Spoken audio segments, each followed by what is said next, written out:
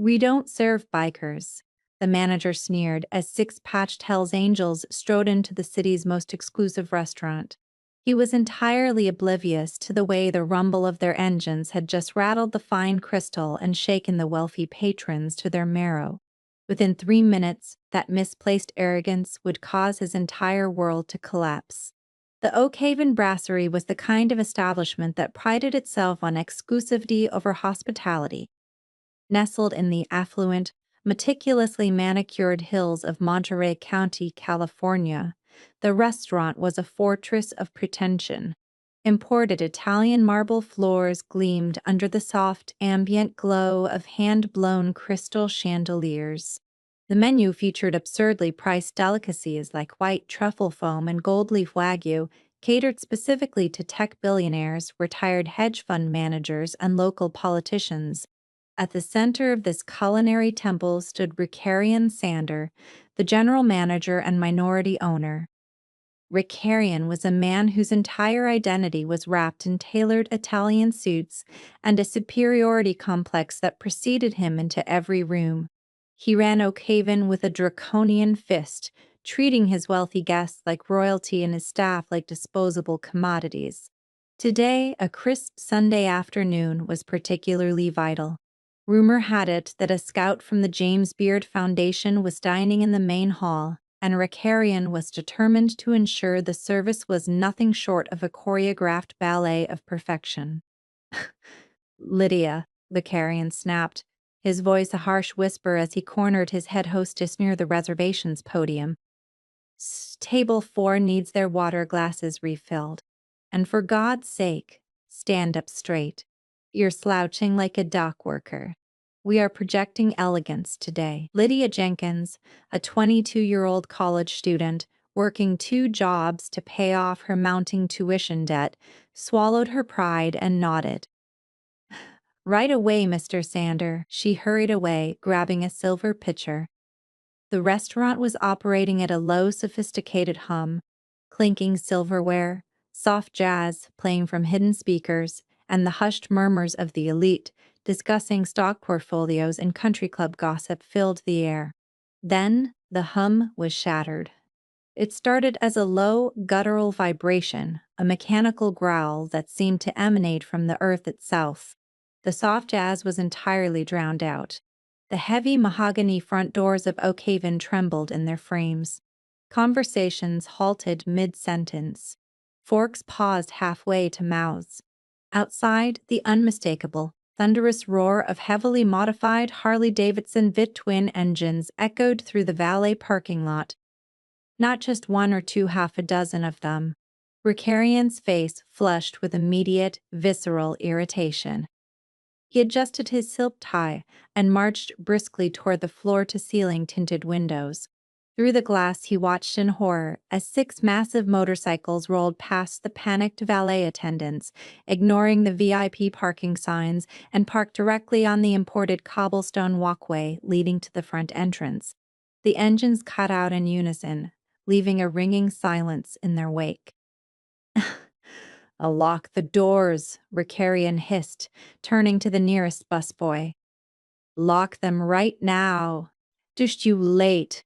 The heavy mahogany doors swung open. The contrast was jarring, almost comical, like a pack of wolves wandering into a poodle show. 6 men stepped into the pristine foyer. They were large, weather-beaten, and clad in heavy denim and worn black leather. Heavy silver chains hung from their waists, and thick boots scuffed the flawless marble. But it was the patches on their backs that made the blood drain from the faces of the patrons nearest the door. The winged death head. The curved top rocker reading Hells Angels. The bottom rocker reading California. Leading the pack was a man who looked like he had been carved out of a granite mountainside. Jim Callahan, the president of the local charter, stood 6'4". His beard was thick and shot through with gray, and his eyes, hidden behind dark aviator sunglasses, scanned the room with a terrifying calmness. Flanking him were 2 equally imposing men, Thomas "Tommy Gunn" Miller, whose arms were entirely covered in faded prison ink, and Arthur Artie Rossi, a man chewing a toothpick with an expression of sheer, unadulterated boredom. The smell of exhaust, old leather, and stale tobacco instantly overpowered the delicate scent of the lavender diffusers Ricarian had placed in the lobby. Ricarian stepped forward, blocking their path to the main dining room. He puffed out his chest, attempting to project an authority he suddenly did not feel. "Gentlemen," Ricarian said, his voice dripping with condescension, "you are in the wrong place. I must ask you to leave immediately." Jim Callahan didn't stop walking until he was mere inches from Ricarian. The sheer size of the biker forced the restaurant manager to crane his neck upward. Jim slowly reached up and pulled off his aviator sunglasses, revealing pale, icy blue eyes that locked onto Ricarian with laser precision.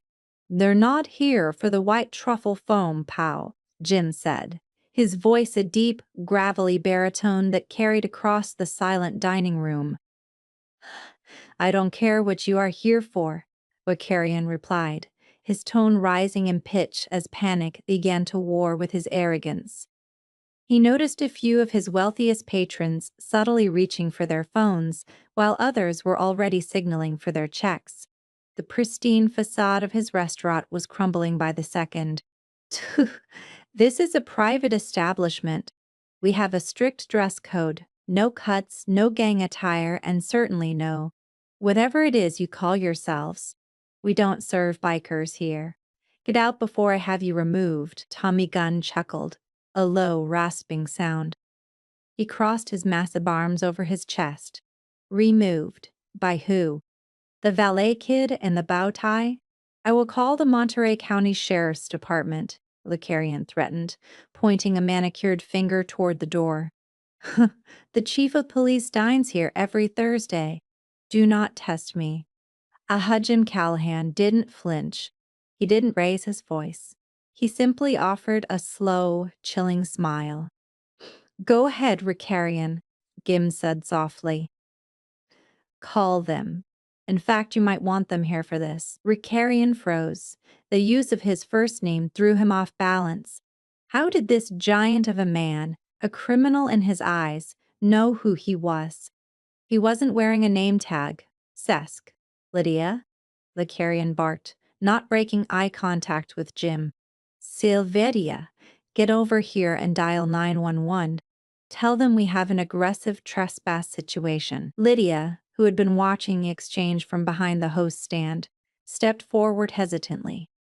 Her hands were shaking. She looked at Ricarian, then looked up at Jim Callahan. To Ricarian's absolute bewilderment, the terrifying biker's expression softened for a fraction of a second as he looked at the young waitress. "You don't want to do that, Lydia," Jim said gently. "This doesn't involve you. Just stand back. I gave you an order." Ricarian screamed, losing the last of his carefully cultivated composure.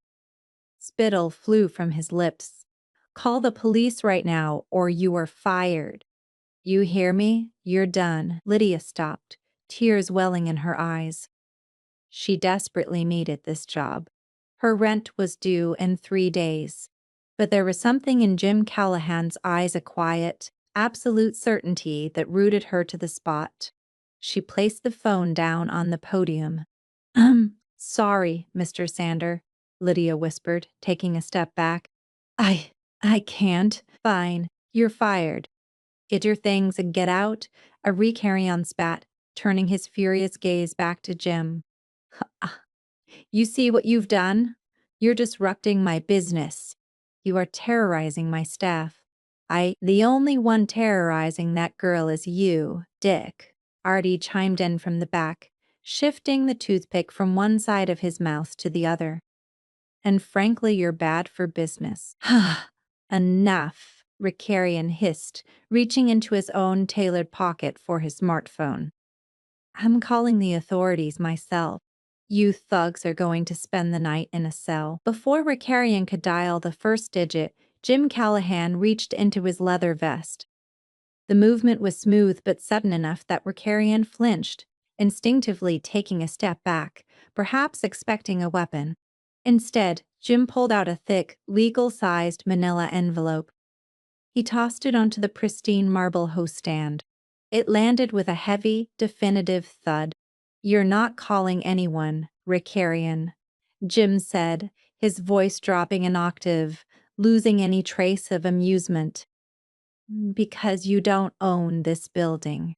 You lease it.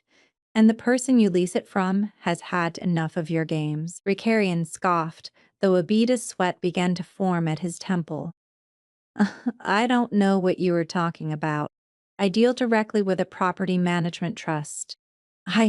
You deal with Beatrice Higgins," Jim interrupted, stepping closer, closing the distance until Ricarian could smell the old motor oil and mint gum on the biker's breath. "An 82-year-old widow who you've been scamming for the past 3 years." The color drained completely from Ricarian's face. The mention of the name struck him like a physical blow. Beatrice Higgins. Yes, she was the legal owner of the prime real estate upon which Oakhaven Brasserie sat. When Ricarian first signed the lease, he assumed she was just a senile, lonely old woman with no family to protect her. For 36 months, Ricarian had been submitting fraudulent invoices for structural repairs, plumbing emergencies, and electrical upgrades, all fabricated, deducting tens of thousands of dollars from his monthly rent payments. He knew the old woman was living on a fixed income, and his ultimate goal was to bankrupt her, force her to sell the property to him at a fraction of its value, and finally own the land his restaurant stood on. "I have a legal lease," Ricarian stammered, his voice suddenly hollow. "My rent is paid according to the stipulations of property maintenance. If Mrs. Higgins has a dispute, she can contact my attorneys." "She doesn't need your attorneys," Jim said calmly. He nodded over his shoulder to Tommy Gunn. "Tommy, get the door for the lady." Tommy grinned, a wide, predatory smile, and pushed the heavy mahogany doors open once more. The dining room, which had been frozen in a state of terrified silence, watched as a small, frail-looking woman stepped into the restaurant. She wore a neatly pressed floral dress, a beige cardigan, and a pearl necklace. She walked with a silver-handled cane, her steps slow but deliberate, but it wasn't her frail appearance that shocked Ricarian. It was the fact that she was flanked by two more massive, leather-clad Hell's Angels who treated her with the kind of reverence usually reserved for royalty. One of them held the door, the other gently offered his arm, which she politely declined with a warm smile. "Thank you, boys," Beatrice Higgins said, her voice thin but remarkably clear. She walked past the burly bikers, stopping right next to Jim Callahan. Jim looked down at the elderly woman, his intimidating demeanor vanishing entirely. He placed a massive, heavily tattooed hand gently on her shoulder. "Everything okay, Mama B?" Guy Hume asked softly. "I'm quite all right, Jimmy," Beatrice replied, patting his hand. She then turned her gaze to Ricarian Sander.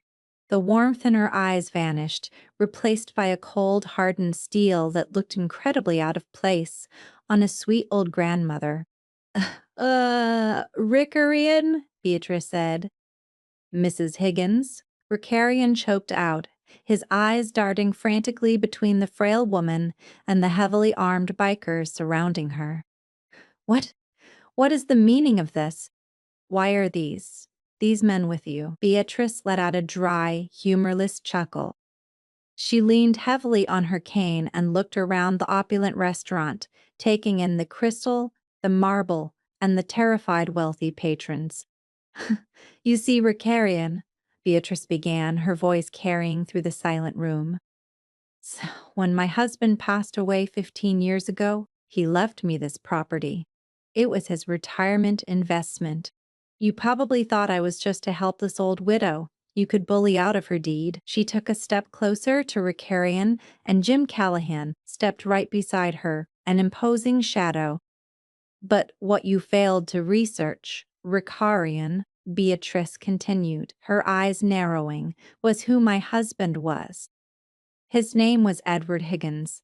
But around here, everyone just called him Iron Eddie. A collective gasp seemed to ripple through the older patrons in the room who remembered local history. "Ugh, Iron Eddie," Jim Callahan added, his voice echoing like thunder in the quiet room, was one of the founding members of the California Charter of the Hells Angels. He built this brotherhood, which makes Beatrice our mother. Ricarian's knees went weak. The polished Italian marble beneath his expensive shoes suddenly felt like thin ice, and it was cracking fast. "And Ricarion," Beatrice said, tapping her cane on the floor for emphasis. "You owe me $420,000 in back rent." The silence in the Oak Haven brasserie was absolute, broken only by the soft clinking of ice melting in untouched water glasses. Ricarian Sanders stared at the frail 82-year-old woman standing before him, his mind desperately trying to process the catastrophic shift in reality. Beatrice Higgins, the woman he had dismissed as a senile, easy mark, was the matriarch of the most notorious motorcycle club in the state. $420,000, Ricarian repeated, the words tasting like ash in his mouth. He forced a strained, dismissive laugh, looking around at his wealthy patrons, hoping to find an ally. None met his eye. "Mrs. Higgins, this is absurd. As I stated, the deductions for my lease payments were strictly for structural maintenance. The building is decades old. It required extensive retrofitting. I have the invoices. I have the paperwork." Jim Callahan, still standing like a monolith beside Beatrice, slowly shook his head. "Paperwork. Right. We brought some of that, too." Jim snapped his fingers. From the back of the pack, a biker stepped forward. Unlike Tommy Gunn or Artie, this man didn't look like a brawler. He was leaner, wearing wire-rimmed glasses perched on his nose, his graying hair pulled back into a neat ponytail. His leather cut bore the patched SHD at arms, but the man carried a sleek, black leather briefcase that looked entirely out of place alongside his heavy boots and silver chains. "Ricarian, meet Nathaniel," Jim said, a dark amusement coloring his tone. "Nate's been with the club for 30 years. He also happens to hold a master's degree in forensic accounting from Stanford. He's a CPA. We asked him to take a little look at those invoices you've been mailing to Mama B." Nathaniel clicked the briefcase open, resting it casually on a nearby empty table for the very table Ricarian had been obsessing over just 10 minutes prior. He pulled out a thick stack of spreadsheets and a red ink pen. "Mr. Sander," Nathaniel began, his voice surprisingly mild, sounding more like a college professor than a Hell's Angel. "Let's review, shall we? In March of last year, you deducted $55,000 for a complete overhaul of the commercial HVAC system. You submitted an invoice from a company called Apex Climate Solutions." Ricarian swallowed hard, a cold sweat breaking out across his forehead. His impeccably tailored suit suddenly felt like a straitjacket. Yes, the old system was failing. It was a health code violation waiting to happen. "Interesting," Nathaniel said, tapping the spreadsheet with his red pen. "Because Apex Climate Solutions dissolved its LLC 5 years ago. I pulled the corporate registry filings. Furthermore, I had one of our associates who is a licensed union HVAC contractor inspect your roof last night. You are currently running the exact same train units that Iron Eddie installed in 1998. They haven't been touched, aside from routine filter changes." A murmur rippled through the dining room.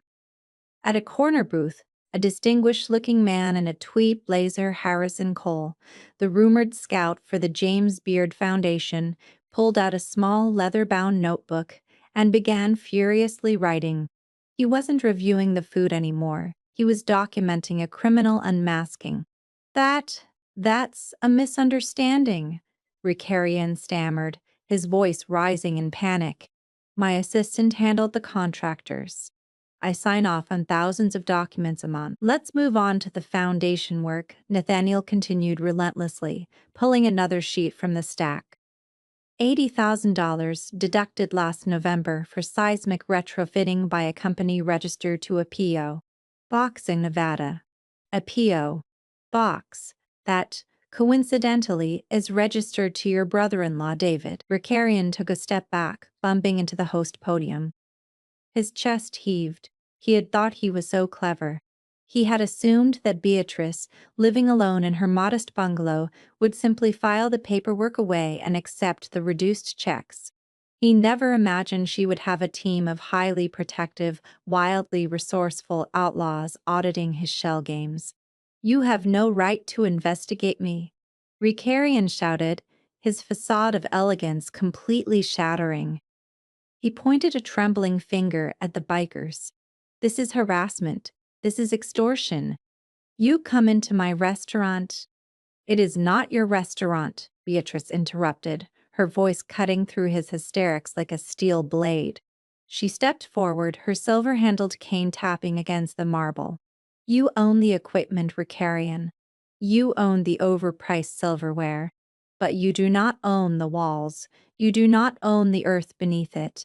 And as of this morning, according to the morality clause you so arrogantly ignored in Section 4 of our lease agreement, you are in breach of contract. You can't prove anything," Ricarian hissed, a desperate, cornered animal.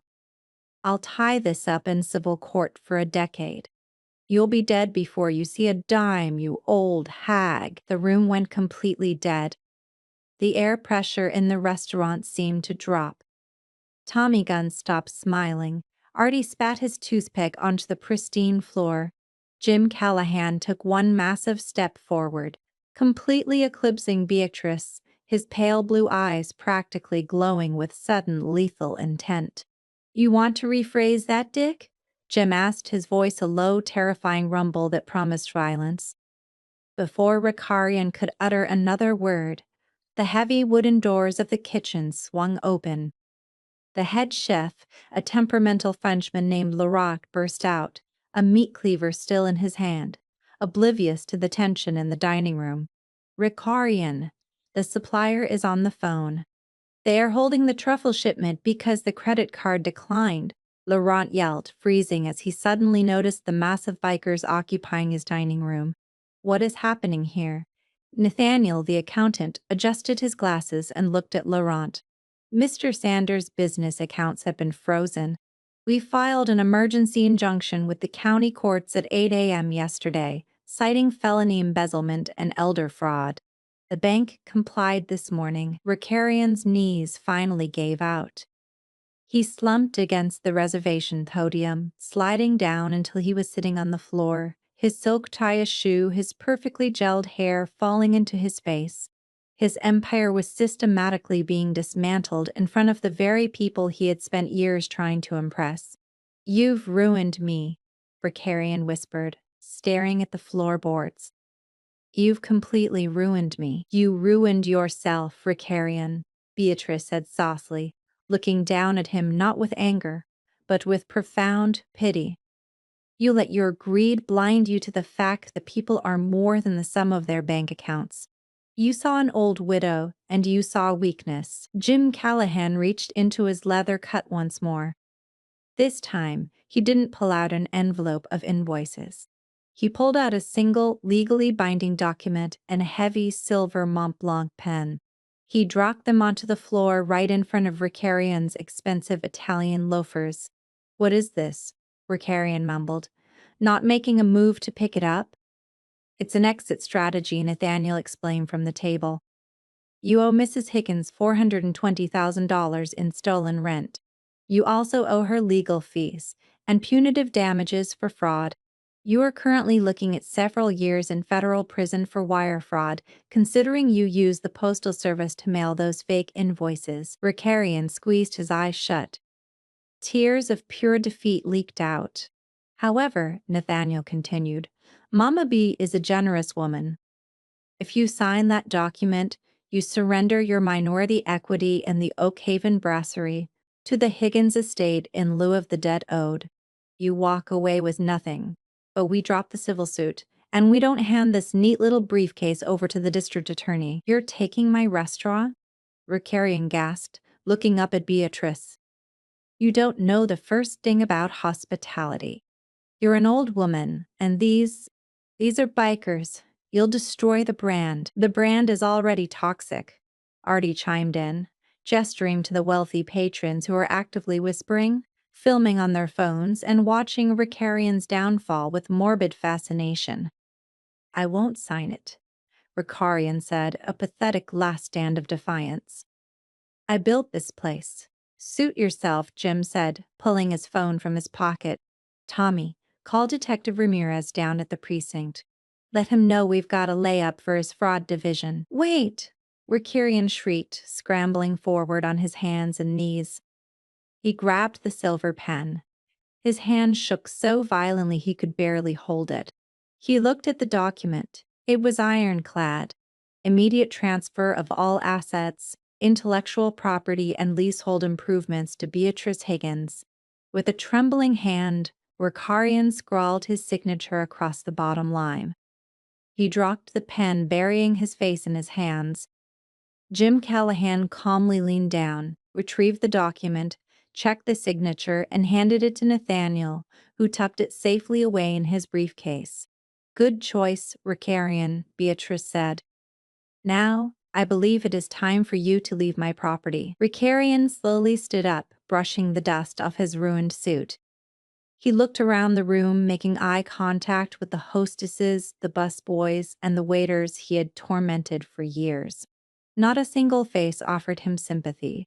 He turned toward the door, walking in a daze, stepping out into the California sunshine, completely stripped of his power, his wealth, and his pride. As the door swung shut behind him, the heavy silence remained in the dining room. The patrons were unsure if they should flee or finish their overpriced appetizers. Beatrice turned away from the door and looked around the room. Her eyes landed on Lydia, the 22-year-old hostess who had refused Ricarian's order to call the police. Lydia was still standing near the wall, her eyes wide, holding the silver water pitcher. "Young lady," Beatrice called out gently. "What is your name?" Lydia jumped slightly. Lydia, ma'am." "Lydia Jenkins." "Lydia," Beatrice said, walking toward her with Jim close behind. "Ricarian mentioned you were fired just a few moments ago." "Yes, ma'am," Lydia said, her voice shaking. "I'm sorry. I couldn't call the police on you." "You have good instincts," Beatrice smiled, her eyes crinkling at the corners. "Are you in school, Lydia?" "Yes, ma'am.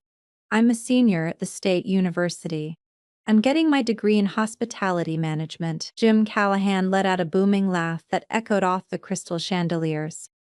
"Well, how about that for timing, Mama B?" Beatrice nodded, a mischievous glint in her eye. She looked at Lydia, then out at the terrified dining room, and back to the young woman. "Lydia, this establishment is currently without a general manager, and seeing as I now own the entire operation, I need someone who understands hospitality, but more importantly, someone who understands integrity. Would you be interested in a rather abrupt promotion?" Lydia dropped the silver pitcher. It clattered loudly against the Italian marble. "Mean me? Mom, I'm just a hostess. I don't know if I can run a place like this." "You won't be alone," Beatrice said kindly. "I'll be bringing in a new head chef, and Nathaniel here will help you untangle the finances. But the floor is yours.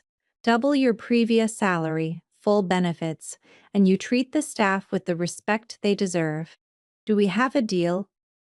Lydia looked at the frail old woman, then up at the towering, tattooed giant standing behind her. She took a deep breath, her fear entirely replaced by overwhelming gratitude. "Yes, Mrs. Higgins. We have a deal." Beatrice smiled and patted Lydia's cheek. She turned to Jim. "All right, boys. I think my business here is concluded. Shall we go get some lunch? I hear the diner down the street makes a wonderful cherry pie." "Whatever you want, Mama B," Jim smiled, offering her his massive arm. This time she took it. As the 6 Hells Angels and the elderly widow walked slowly toward the exit, the wealthy patrons of the Oak Haven Brasserie remained frozen. But as Beatrice reached the door, Harrison Cole, the James Beard scout in the tweed jacket, slowly stood up from his booth. He didn't say a word, but he began to clap. Soon the entire dining room, the waitstaff, and the chefs peering out from the kitchen joined in. A thunderous applause followed Beatrice Higgins and her leather-clad guardians out the door, the sound of clapping soon drowned out by the roaring triumphant thunder of 6 Harley-Davidson engines tearing out of the valet lot. The pristine doors of Oakhaven Brasserie remained open, but its soul had entirely shifted. Ricarian Sanders' arrogant empire collapsed in a single afternoon, dismantled by the very people he deemed unworthy to walk through his doors.